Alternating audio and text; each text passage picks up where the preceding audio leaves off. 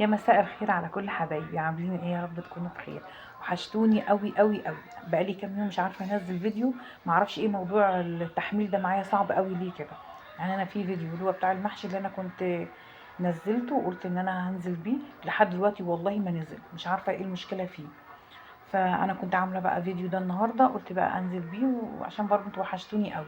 وعايزه برضه قبل ما ياخدني بقى الفيديو، عايزه ارحب بكل المشتركين معايا. منوريني دايما كده يا رب على طول. وكل سنه وانتوا طيبين. زي ما انا قلت لكم كل يوم او كل فيديو اقول لكم برضه كل سنه وانتوا طيبين. عندنا بقى ايه شويه رز بقى ايه، معمر وصينيه بطاطس. انا ما عملتش جنبها ولا بقى لا فراخ ولا لحمه ولا اي حاجه خالص، قلت هعملها كده. امبارح اول امبارح بقى انا كنت عامله محشي وعاملين بقى فراخ وعاملين بقى ايه وليمه بقى، ما شاء الله يعني. فيوم كده ويوم كده. دي الاكله بقى انا بعملها ايه لما بكون مستعجله، او بمعنى اصح مش عايزه اعمل اكل. مش عايزه بقى اعمل بقى خضار، مش عايزه اعمل بقى ايه طبيخ واقف كتير بقى في المطبخ.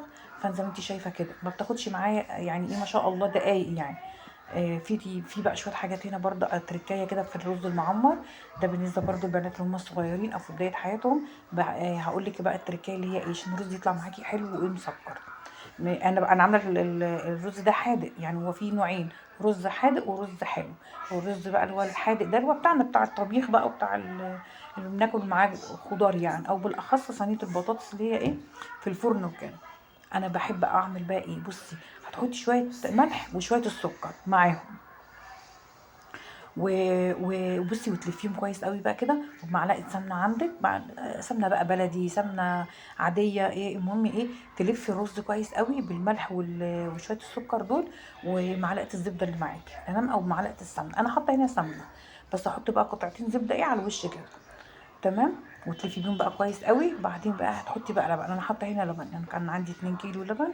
فانا بحب ازود اللبن على الرز، يعني ده كيلو رز دول 4 كوبايات ونص او 5 كوبايات الا حاجه زي كده.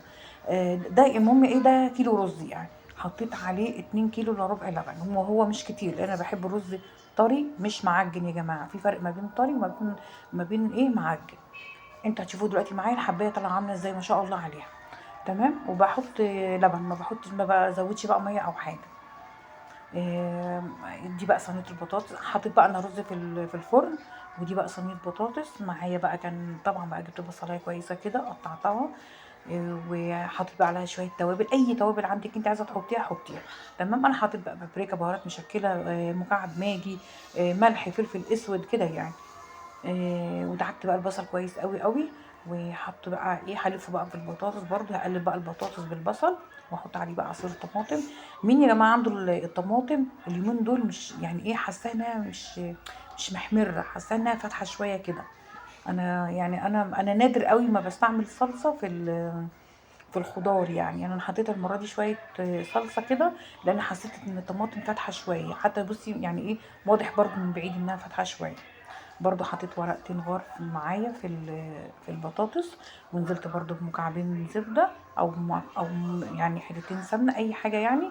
وعندي بقى ايه معلقة توم مفروم، حطيتها بقى ايه في وسط البطاطس لما استوت، ما تيجي تستوي يعني.